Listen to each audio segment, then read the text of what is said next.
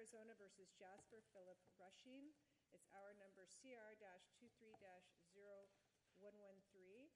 A few things before we get started. Justices, or Vice Chief Justice Lopez and Justice Montgomery have recused themselves in this matter, so we are five of us, a short and smaller old school court today. Each side has 25 minutes since it's a death penalty case, and you may keep whichever time you'd like for rebuttal, but you have to keep your time yourself, and there is obviously a clock at the podium for that purpose. So with that, please begin. Thank you. May it please the court, Donnie Sewstead appearing for Jasper Rushing. I'm open to questions regarding any of the issues, but I'd like to focus our attention today on the two primary reasons that this court should remand Mr. Rushing's case for a new penalty phase. First, Mr. Rushing was in shackles all day, every day, in front of the jury. And second, visible shackles. And second, the trial court refused the jurors' request for help defining moral culpability so that they could understand mitigation.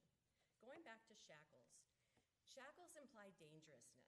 And before you go too far with the law on shackling, it was not crystal clear to me from the transcript or even the recording, because it was a little bit grainy, that was embedded in the brief, as to exactly how he was visibly shackled. So I just want to confirm my understanding, because I had to bridge a little bit, is that the visible shackling was the leather belt, and then it looked like the left hand is cuffed to the belt to give him a limited range of motion. Correct. And there is no other visible shackling, or even non-visible, nothing in the leg, anything like that. Is that accurate? No, actually. No. He also had shackles around his legs, two chains that connect to metal shackles, for lack of a better term.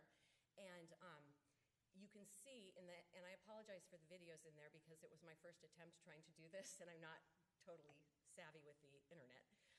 But you can see in the first video that when he itches his head, you can kind of see this, and if you're listening, you can hear the shackles rattling underneath the table.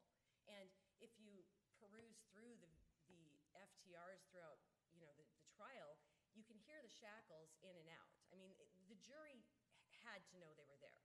There's absolutely, and the state doesn't even contest. The state doesn't argue that the jury could not have seen the shackles. We all seem to come from the premise that he was fully shackled. Okay, so you're claiming the visible shackles are the belt, the cuff, and the leg shackles. That is correct, Your Honor. Okay. Can you point me to some place in the record that would actually reflect that?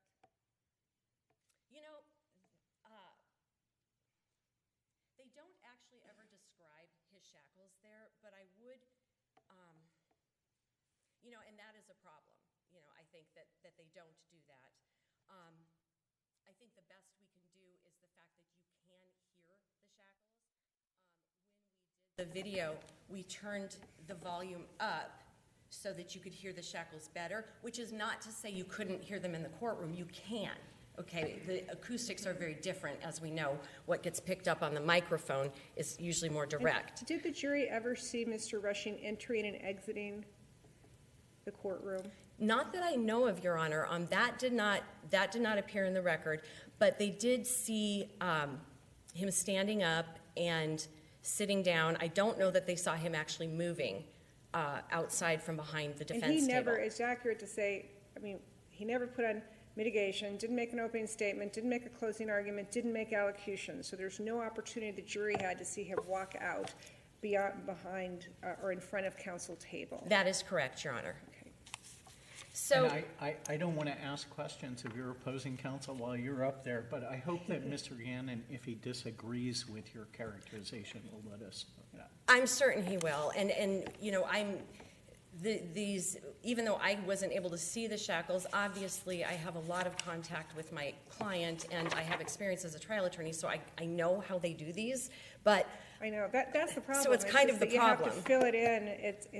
It'd be a great reminder to trial counsel to make a record that would allow us to really know what's going on. I know everybody in the courtroom knew what they were talking about, but when you see things like, well, we cuffed this, will attach to that. Well, that doesn't help. Yeah, But admittedly, anyway. when they're talking about it on the record, it's hard to kind of envision. You know, and I was very happy in Gomez, because there was, when you read Gomez, there's a big record on just exactly how he's shackled. You know, Mr. Rainak made a very nice record there, but it's still not complete as far as what Mr. Rushing would have had. So, but that's the best I can do with that. Continue. Okay, yes. Deck talked about dangerousness, tells jury, the shackles, visible shackles, tell the jurors as a matter of common sense that this is an unpredictable, dangerous defendant that they have to be protected from, and that's what the court is doing with these shackles.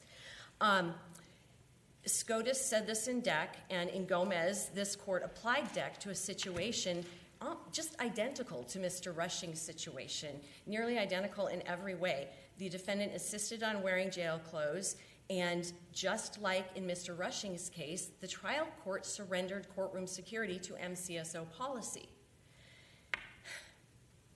Now, MCS policy is the only reason that Mr. Rushing was shackled, and we know this from the record. First of all, the trial court had no concerns about Mr. Rushing's behavior while in trial. Well, actually, counsel, didn't the judge say that there were security concerns, quote, security concerns, previously convicted of first-degree murder, charged with first-degree murder, and death penalty in this case, which we know that's not enough. And then there clearly are security concerns. Are we able to infer that he's referring to the specific facts of this case where he has murdered his cellmate with, according to his defense, no premeditation, just suddenly? Could the judge infer from that he was a person who was dangerous? No, not, and be compliant under Deck, because Deck requires a particular finding specific to this defendant in this trial. And if we go back to March 9th, when the idea of shackles ever first came up, it's really important to look very critically at the 4 places in the transcript where they talk about shackles, because as we know, when you're in court, things get said. The record isn't always 100% clear on what the unspoken, the nonverbals are. So if we look at 3:9, what happens is they discuss Mr. Rushing's desire to wear jail garb. And Mr. Rushing says he wants to wear jail garb because he feels it's disingenuous if he doesn't, because he's been in prison, he hasn't worn street clothes in 25 years, and this is who he is. So his desire to wear jail garb was simply, had a good motivation. You know, we're not talking about some reason that doesn't make sense. They finished talking about the jail garb, and then the state says they want to talk about movement. You know, how is he going to move around the courtroom? And the trial court automatically assumes that Mr. Rushing is going to be wearing a leg brace, which, as we know from Gomez, I think it was Gomez or Dixon, is invisible underneath clothes. So that's what the trial court originally thought was going to happen. So he says, are we going to do a leg brace? And MCSO says, no, it's going to be standard issue, what you see here. Only what they see in court is they're cuffed a little more together. You can't move your hands. And the court says, well, sometimes you guys have a stun belt or something that you use. And he says, and I'm not saying, the court says, sometimes you have a stun belt, but I'm not saying we need that with Mr. Rushing. I'm not saying we need that with Mr. Rushing. He's never misbehaved in my courtroom. Okay, so we know right there, there's no concern with his behavior. Mr. Rushing has been through two trials, basically, with this judge, and he has behaved like a gentleman. And the trial court knows this and has no concerns. Was Judge Kemp the original guilt phase judge as well? Yes, he was. I believe. Now that you ask me, I'm thinking, am I making this up in my head? I apologize, but I can check, and my co-counsel will check. If I'm wrong, we'll correct it. So he says, you know, how about the stun belt? Don't think we need it. MCSO says, we'll ask. So they leave it up in the air. So they come back on the 23rd, and it's really obvious that the trial court has ceded its authority to MCSO, Because the trial court comes in and says, well, we need to talk for a few minutes because MCSO says they want to use educational chains, which I think is the fancy term for shackles, visible shackles on the defendant. And they go through, discussion about how this is going to look, what the shackles are going to be like. The deputy explains this to everybody. And the deputy explains, just like you saw on the video, that he'll have his right hand free to write, but it'll still be attached to his left hand, which won't have any flexion, but his right hand will have flexion. He can write. Right after that, the trial court says, well, Mr. Rushing, are you okay with that? Okay, and okay with the way your hands restrained? He doesn't say hands restrained, okay? But the trial court says, are you okay with that? And it follows right after they're talking about his ability to write. So at that point, we don't have anything other than the trial court announcing that this is how it's going to be. So on the first day of trial, March 28th, the state brings in Gomez and brings it up to the trial court's attention and asks for trial court for findings beyond jail policy for shackles in this particular trial, because they've read Gomez and they understand it has to be particular to this trial and this defendant. So the trial court, for lack of a better word, the trial court gets a little lost and doesn't seem to understand what the state wants and says, well, did the Gomez court want to shackle the defendant? And she says, well, yeah, but we need the additional record here because of the way Mr. Rushing is restrained in front of the jury. So, and that also shows that the prosecutor recognized that the jurors would fully know he was shackled. So trial court says, what do you want? What do you want from me? Not sure, because he's still not seeing what it is he has to do. And I'm not sure if he was just unfamiliar with Gomez or, what the deal was, but it really, he doesn't seem to realize, the trial judge does not seem to realize he has the discretion to tell MCSO, this is a defendant I've never had a problem with. And this is a defendant who we're not going to visibly shackle in front of the jury. We don't need to. He's never caused a problem. Let me interrupt you there because I know I know you want to get to another issue, and this is a big issue, the restraints. Let's just assume the trial court was wrong on this, that there was error. It appears that, and I know you argue it differently, but it appears that Mr. Rushing did not object when asked. In fact, I asked a couple times, did not object to the restraints. That puts us into fundamental error review. And even assuming this is a foundational error, what I'd like you to address is how did it prejudice him? He has three aggravators presented to the jury. He wants no mitigation, and as I said before, no allocution, no cross-examination, no direct examination, no anything. And he's affirmatively elected to appear in jail garb, which is the bright orange jumpsuit, which everyone kind of associates with, and the judge had warned him, will think that you are a bad guy.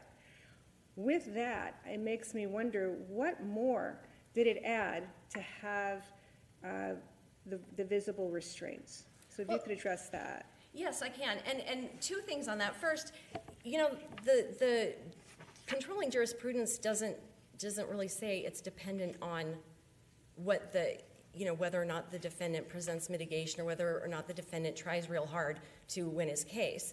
The case law just says visible shackles are inherently prejudiced. Deck says that. But it doesn't make it a structural error. Even in that case, it said that the state could show, it's their burden in that case, demonstrate how beyond a reasonable doubt that it was harmless, which suggests that there can be times when it's not an automatic reversal. And that's what I struggle with a little bit is it's like, all right, which side does he fall on? Was there prejudice here that it's his burden to demonstrate, or is it so inherently prejudicial that it couldn't be overcome in this case? Two things on that. The state can't prove harmless error because it's inherently prejudicial. But you mentioned But back to the Chief Justice's point, doesn't that make it structural then? It's not structural error, but in order for the state to show that it was non-prejudicial, they pretty much have to show that the jurors did not see the shackles because it was inherent. Now, honestly, when I started researching this issue, I apologize, I thought it was structural error, and co-counsel and I went round and round about how do we describe this. And ultimately, you can prove harmless error, but it would have to be that the juror never saw or perceived, not even really saw, but perceived the shackles. Put this in fundamental error review, though, because I know your argument is that it's a harmless error, but assuming, because of the time, assuming that we disagree and it's fundamental error review, put it in that context, it's his burden to prove the prejudice. So if it is Mr. Rushing's burden to prove the prejudice, there are a couple of things to consider. And first, the court mentioned that Mr. Rushing didn't make any sort of presentation. If you look at Mr. Rushing's comments and actually I think that inures to where the shackles are more prejudicial, because there was no mitigation presentation. The jurors had to try to find mitigation someplace other than in the actual evidence presented. Okay, so they had to try to find mitigation. They're charged with finding mitigation, but yet they have a defendant who isn't presenting them anything to just bite into. And all of the jury instructions and everything else are geared towards situations like that. And so Mr. Rushing was prejudiced by the fact that the jury looking at him is going to see the shackles. They're going to immediately, the Seventh Circuit said in Wilbur, it's a visceral, kind of an immediate visceral response of fear. This is a guy we have to fear. Don't they have that, I wonder though, do they have that immediate visceral fear that this is somebody in the orange jumpsuit, he's in custody. They know he's in custody for that reason. And which is to say, Judge Kemp went around with him about that, of this is how they're going to view you. So again, how much do we consider the fact that he's dressed out in jail garb in considering his ability to prove prejudice from the restraints? Well, jail garb is wholly different impression than chains. And Estelle talks about how jail garb just talks about guilt. Now, obviously, in the penalty phase, we're beyond guilt. So we are now talking about whether or not the jurors should offer mercy. And the jurors offering mercy, we're talking about finding mitigation other places. Say Mr. Rushing's mother comes to trial every day, and the jurors witness her, and they witness some nonverbals between her and Mr. Rushing, and they see some love they see the love the mom has. The jurors can use that as mitigation. But those are things. So it would have been possible for the jurors to find mitigation, albeit not as much as if there was a full presentation. Counsel, can we really infer that the average juror differentiates between a defendant who's in jail garb and a defendant who is also in chains, that the average person who's not been in the circumstance before is going to say inmates who are more dangerous are chained, but inmates who are less dangerous are not chained? Can we infer that? You can from the case law, because the case law says that the visible shackles are inherently prejudicial. And so, and the burden then flips to the state to show they're not prejudicial. If we have to prove prejudice, under fundamental error, you do have to show prejudice. Well, I think the prejudice is inferred, is what the case law proposes. The prejudice here is still inferred. You can't get rid of the inference. I'm sorry. To this colloquy that you're having, this is another land or another verse or whatever the proper terminology would be situation where Deck says the defendant need not demonstrate actual prejudice. The state must prove beyond a reasonable doubt that the shackling error complained of did not contribute to the verdict obtained. That is not a normal statement of fundamental error analysis, but that's what Deck tells us. It does, and that's why we keep coming back to it's inherently prejudicial. You can not object all you want, but you still can't get rid of the prejudice. The prejudice is still there. Deck says so. Gomez Did the defendant in Deck so. Object to the shackling?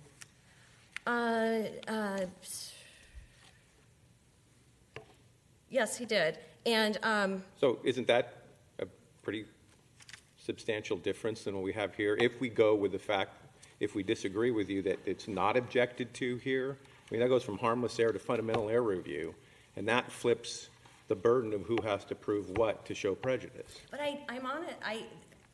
It does, but again, prejudice here is much easier for a defendant to show than it would be on some other issue, because here we already know he starts from the premise that it's going to be prejudicial. Well, and I guess that's and I think that's what we're struggling with, is like how to cabin this thing.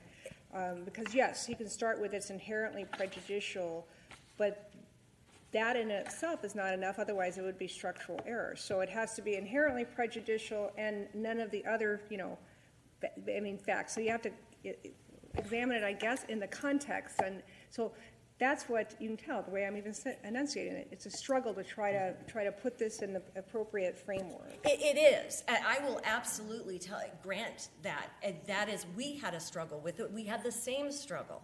And you can also come to the fact that maybe DEC was incomplete. Maybe what the U.S. Supreme Court needed to do was make it structural error. Maybe we're going to end up there down the road. Because when you read the case law on shackles, every description is that it is just so prejudicial that jail garb doesn't even come close to how prejudicial and visceral it is seeing a shackled defendant pleading for his life. Let me ask you a question, though. There, at trial, the trial court asked Mr. Rushing, if he objected in any way to how he was being secured, and his response was, I don't want to turn any of this into an appellate issue. So is there even potentially invited error that may be applicable here? No, invited error would not apply because Mr. Rushing did not, and I'm looking for the test that I have here on this. Invited error, the idea, so Mr. Rushing did not set up the error. He gave his motivation, haven't worn street clothes in 25 years. He did not ask for or cause the result. He did not inject error into the record, and that's what's required by Logan. Or looking at Lucero, there needs to be independent, affirmative, unequivocal action for the shackles, not that the defendant merely failed to object or merely acquiesced. So we're not going to be in invited error territory. And I would say that Mr. Rushing, when he said that, Mr. Rushing, for the very first time, the trial court asked Mr. Rushing, do you object? They're asking him for his opinion. He's like, I don't want appeal issues. But it's arbitrary. And he was right. It was arbitrary. And with that, I would like to reserve my last 3 minutes for rebuttal. Thank you. All righty. Mr. Gannon.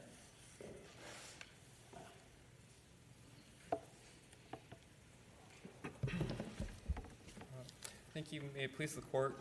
My name is Jason Gannon with the Arizona Attorney General's Office. I'm with the state in this matter. And to this court's question about a lack of a record on what was actually visible to the court or to the jurors, highlights the importance of objecting and preserving a record. Rushing did not object. He did not request an evidentiary hearing. He did not allow the state to present evidence to support why a shackling decision was necessary and for the court to make specific findings as to... But when Gomez was brought to his attention, did the judge make the necessary findings as to this defendant in this trial circumstance that complied with Gomez? Yes, Your Honor.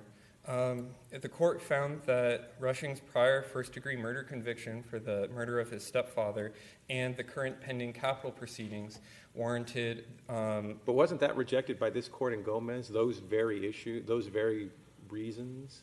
Well, Your Honor, in Gomez, this court, the state argued that the shackling decision was supported by the pending capital case, the jail violations, and Gomez's altercation with officers. The jail altercation evidence was not presented to the court when Gomez objected to the shackles, and so this court discounted that. And this court also discounted the altercation because it didn't show that there was any security concerns. And so the sole reason that was left was that there was a pending capital case. Gomez says that a restraint decision cannot solely be based on a pending capital case.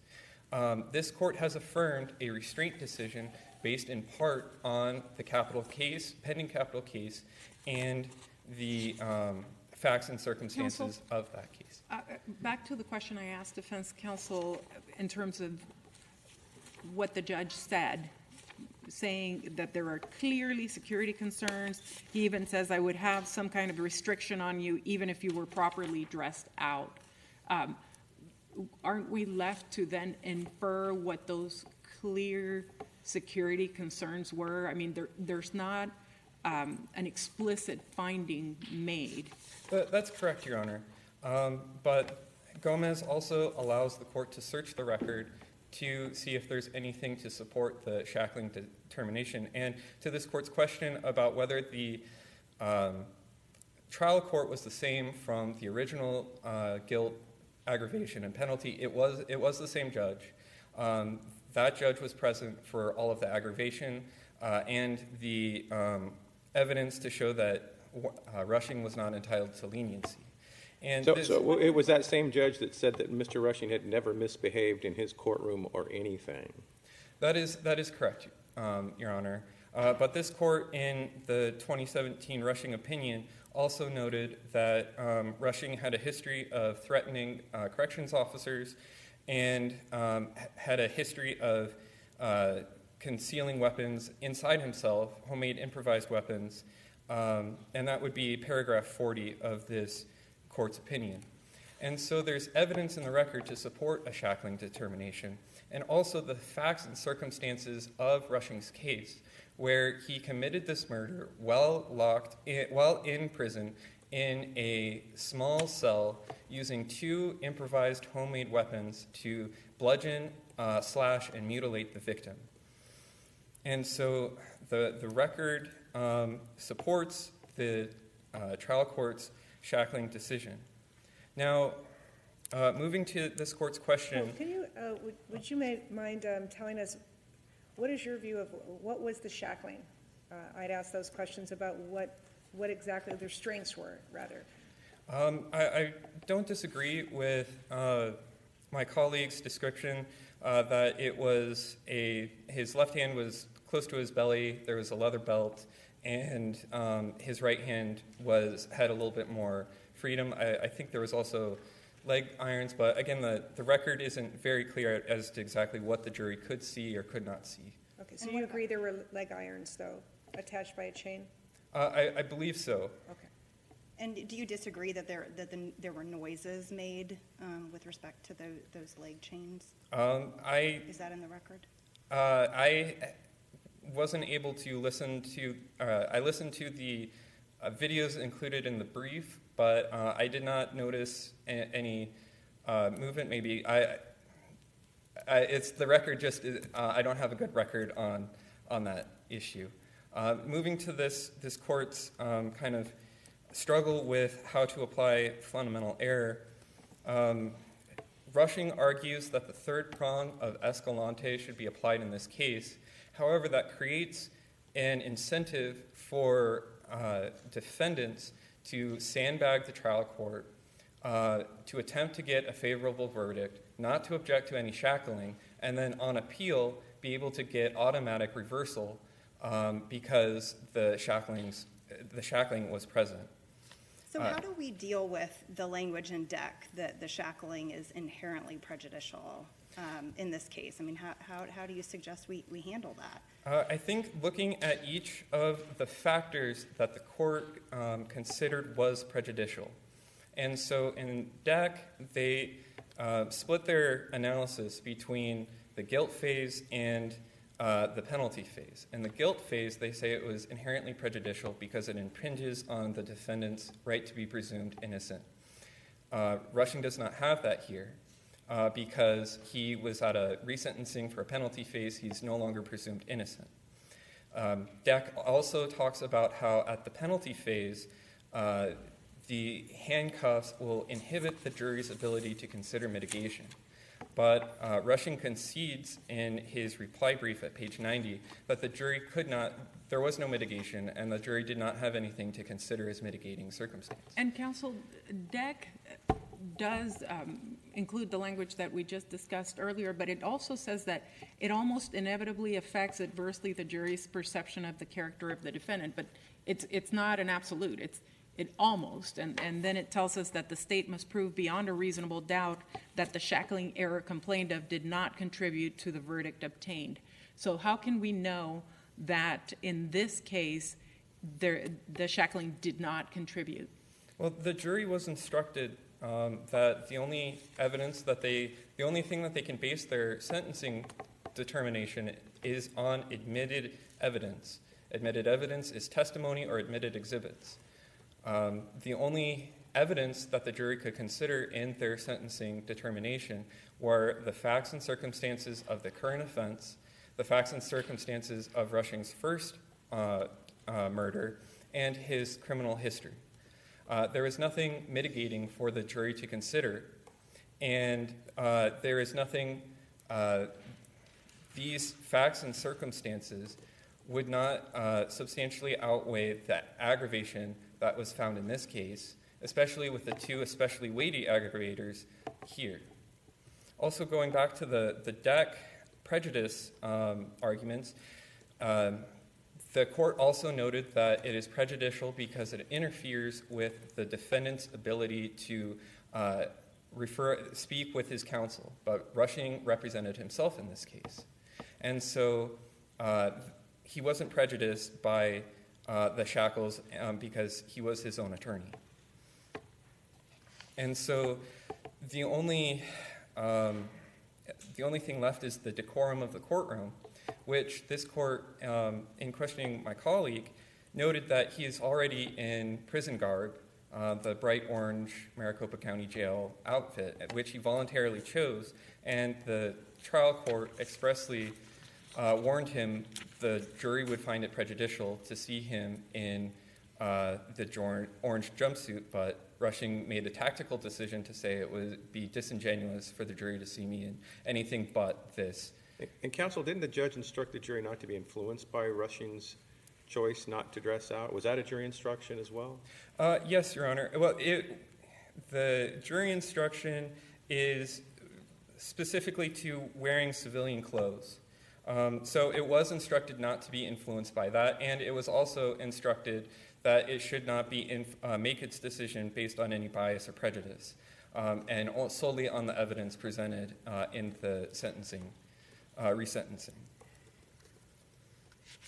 And so any additional prejudice from Rushing's decision, or I'm sorry, any additional prejudice from being in visible shackles is de minimis compared to the additional prejudice of being in visible jail clothes.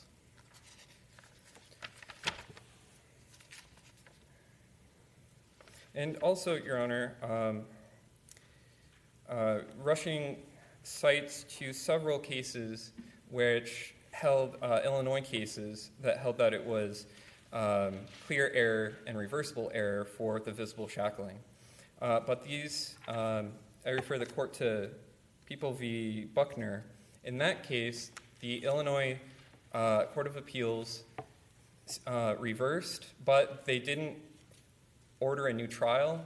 They simply remanded to the trial court to make appropriate findings to support the shackling decision.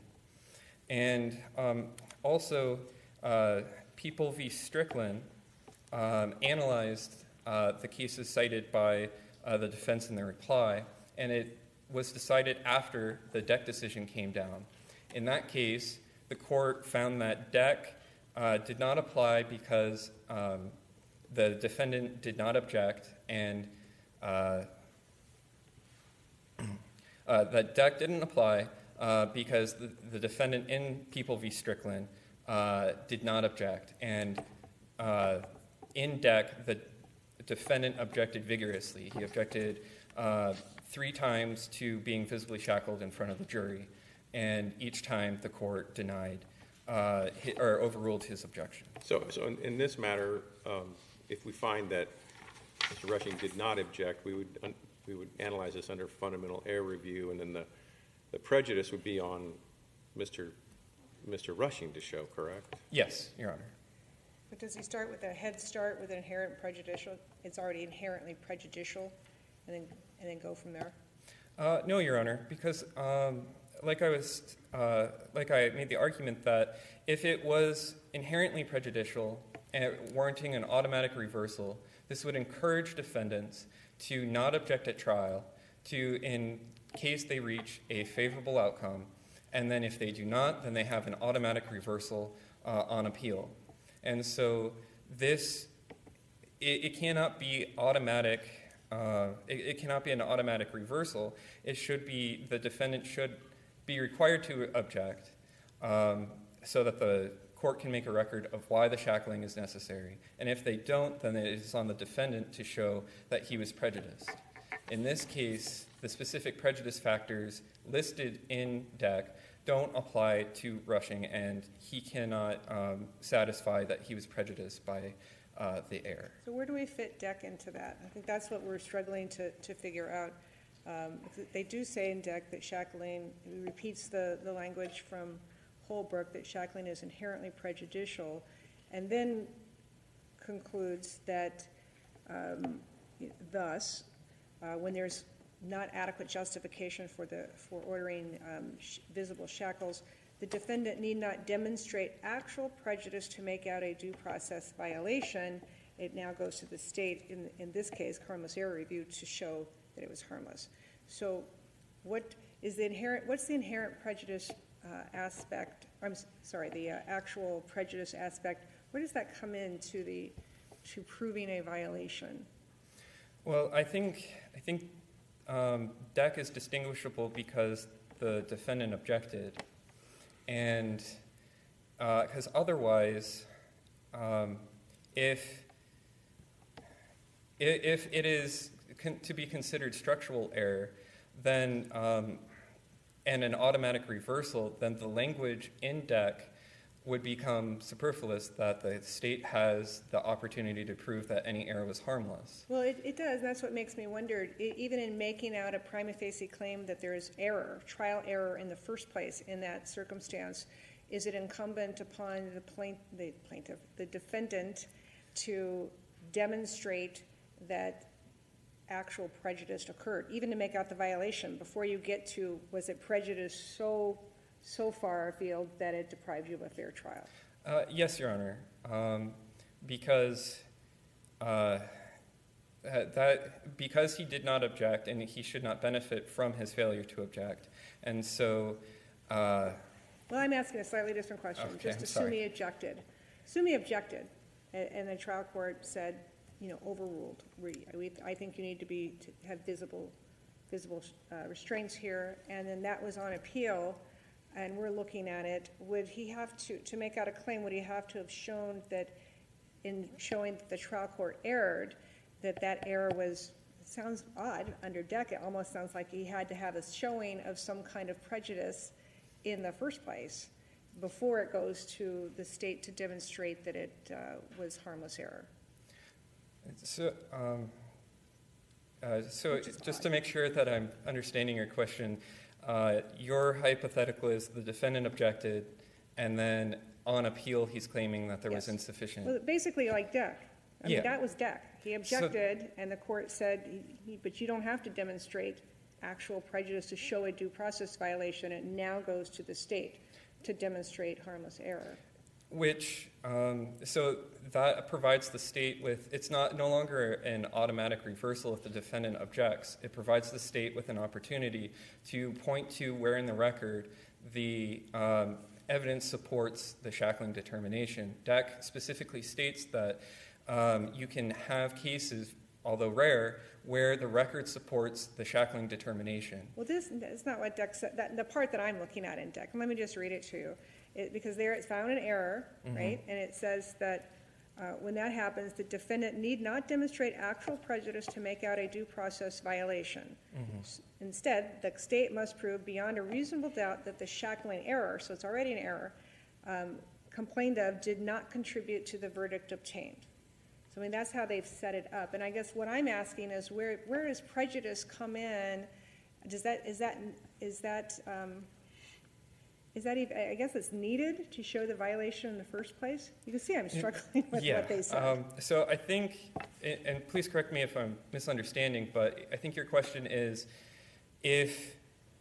at what point does the error require the state to prove that it's harmless? So say that the defendant objects, but the court gives sufficient findings to support the shackling determination. I don't think there would be an error for the state to prove that it was harmless because the reasons given by the court are sufficient to support the shackling determination under DEC, and so then there wouldn't be any error for the state to prove what's harmless. Does that answer your question? Anyway, I think I'm going to have to go back and look. I'm just wondering, it's very unusual to have a court talking about prejudice before you get to the very last thing, either harmless error beyond a reasonable doubt or fundamental error, prejudice from the error. It appears that DEC was talking about prejudice in the context of proving the due process violation in the first place, and that's what I'm getting at. So I wonder, just even in taking this outside of the context of visible restraints, just an allegation of the trial court violated my due process rights, what would a defendant have to show? What elements would have to be shown to show a due process violation?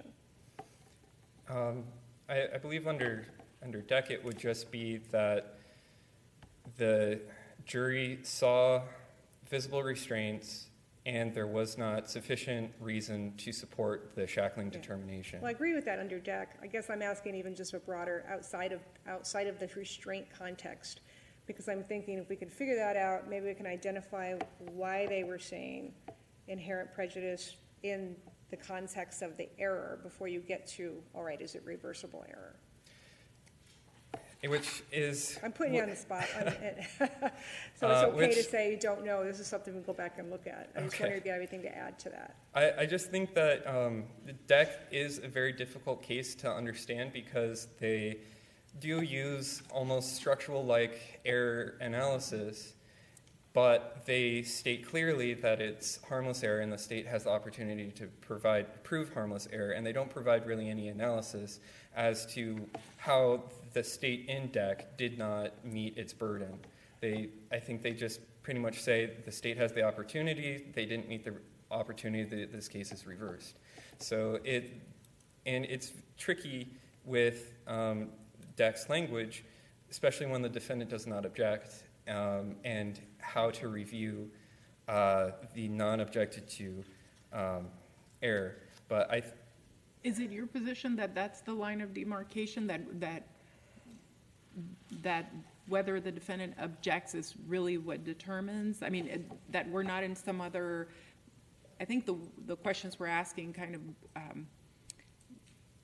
show that we're thinking even if we're in fundamental error space, the burden switches to the state. And are you saying that that the defendant's decision to object or not is what puts us in the space of DEC or out of it? Yes, Your Honor. I think that would be a fair statement because I would refer this court to State v. Dixon, where it wasn't a visible shackling case, but there Dixon objected to the leg brace but did not object to the stun belt. And so the court applied harmless error analysis to the leg brace, but fundamental error analysis to the stun belt. And so I think when a defendant objects is how it decides between the fundamental error and if the defendant has to prove prejudice, or if the defendant does object, then the state has to prove that it was harmless beyond a reasonable doubt. I'd like to turn very briefly to the issue of the moral culpability. This was, it seems to me, an essential part of the prosecution's presentation to the jury, mentioning that term 6 times, and essentially equating that with the finding that needed to be made by the defendant in the mitigation context. And the jury sends out a question, Your Honor, sounds good, what's moral culpability? And the court says, oh, go look at what happened, go look at my prior instructions, which themselves use the term moral culpability. That strikes me as really problematic in terms of an error that the court should have responded to that question, could have done so very, very easily. And given that the jury manifested its concern with the meaning of that term, it's hard to say that it's not prejudicial. Give me a 2-minute reassurance on that point. Well, Your Honor, the jury was given express instructions on mitigation, what it was not, how to make their determination that they needed to individually determine the mitigation, the value of the mitigation, against the value of the aggravation. And so although the moral culpability was not defined for the jurors, they were given extensive instructions on how to make their sentencing determination. And read in context, all of the instructions provide the jury with a working definition, I guess, of moral culpability from the context of the jury instructions and from the prosecutor's closing arguments. And so, and also, I would just highlight for this court that Rushing did not object to the court referring the jury back to his instructions. I don't believe Rushing argues that the error amounted to fundamental error. And so he has not met his burden to show reversible error under the fundamental standard, but the courts had discretion to answer the jury question, and it exercised its discretion not to. It asked both the parties if they had any objection to that, and Rushing did not tell the court. He stated no, he did not have an objection, and he did not provide the court with a definition of moral culpability.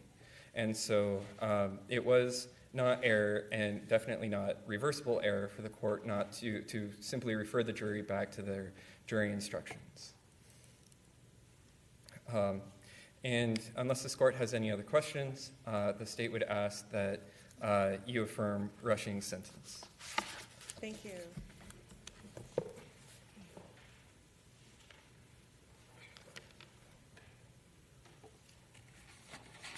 Thank you.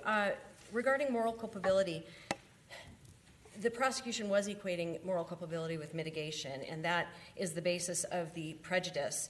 The fact that the jurors asked, what is moral culpability, can we get a definition, it shows that at least some of the jurors were considering something that might have been mitigating.